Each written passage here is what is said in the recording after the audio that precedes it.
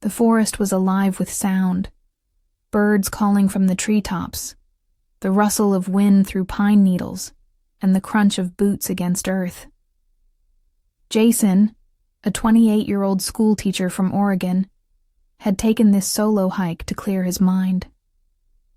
Life had been loud lately. He needed quiet. The trail started out clear, winding through tall trees painted gold by the afternoon sun. Jason carried only a small pack: water, snacks, a flashlight, and his phone. But reception had vanished hours ago, swallowed by the deep woods. Still, he pressed on, following what he thought was the right path. But the forest, silent and ancient, has its own plans. When the sun began to dip behind the trees, Jason realized something wasn't right.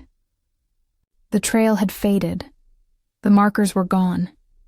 Every tree looked the same. He was lost. The chill of dusk crept in. Panic started to simmer. His flashlight flickered weakly. Jason called out. His voice bounced back at him, swallowed by the trees. That's when he heard the bark, sharp, echoing, close. Out of the shadows emerged a dog, muddy, small, with one floppy ear and a determined look in its eyes. A scrappy little thing, no collar, no fear. It trotted up, tail low but wagging gently, as if it had been waiting for him. Jason knelt. "Hey, buddy. Where'd you come from?" The pup licked his hand and turned, barking again, more insistent now, beckoning. Jason hesitated, and then followed. The little dog, Jason began calling him Scout, moved like he knew every stone, every log, every whisper in the forest. He'd run a few paces ahead, then stop, look back, and wait. If Jason lagged, he'd return and bark, urging him forward again. The woods grew darker, colder. Jason's phone battery died. His hope flickered with it. Scout stayed close. They crossed shallow streams, climbed ridges, ducked under low-hanging branches. Once, Jason slipped on a slick patch of moss and twisted his ankle. He cried out, pain shooting up his leg. Scout ran back to him, whining. He nudged Jason's arm with his nose, then curled up beside him as if to say, "We rest, then move." That night, Jason built a small fire with trembling hands.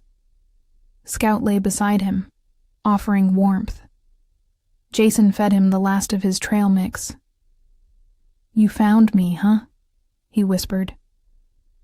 "Or maybe I found you," in the silence. Scout looked up with steady eyes. Jason had never felt less alone. By morning, clouds covered the sky. A soft drizzle fell as they trudged on. Scout still leading, Jason limping but determined. They passed an old tree with a rusted metal sign, half buried under vines.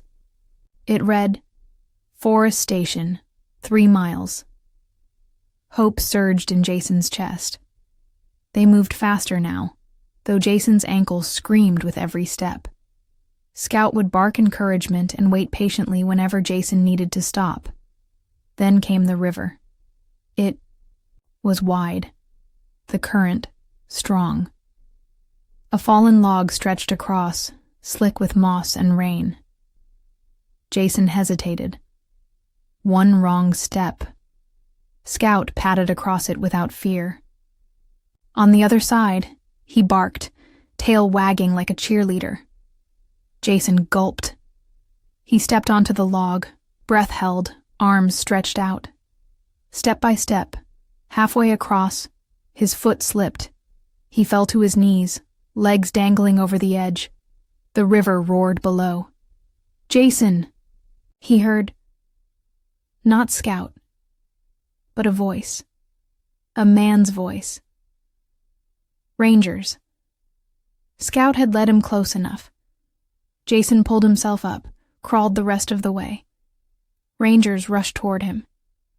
"You're lucky," one said, wrapping a blanket around him. "We've been searching for days." Jason turned, ready to thank Scout, but the pup was gone. Back in town, Jason recovered. The story of the mystery pup who saved him made local headlines. Everyone asked the same thing. Who was the dog? Jason put up signs, checked shelters. Nothing. No one knew of a dog like Scout. Weeks passed. Then, one rainy morning, Jason visited the ranger station again. He was drawn back, still searching.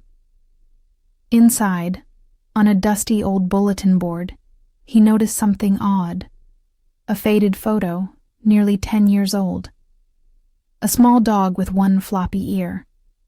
Below it, the words, "In loving memory, Scout." Loyal companion of Ranger Eli Davis, lost in the line of duty during the 2012 forest fire. Jason's breath caught in his throat. The same dog, same eyes, same ear. But Scout was gone. Or so they thought. Jason stood in silence, staring at the picture, heart pounding. Some bonds go beyond time. Some spirits linger, not out of fear, but love. That night, Jason lit a candle by his window. For Scout. Somewhere in the woods, a bark echoed under the moonlight. Moral, true loyalty never fades. It finds its way back, even across time and silence.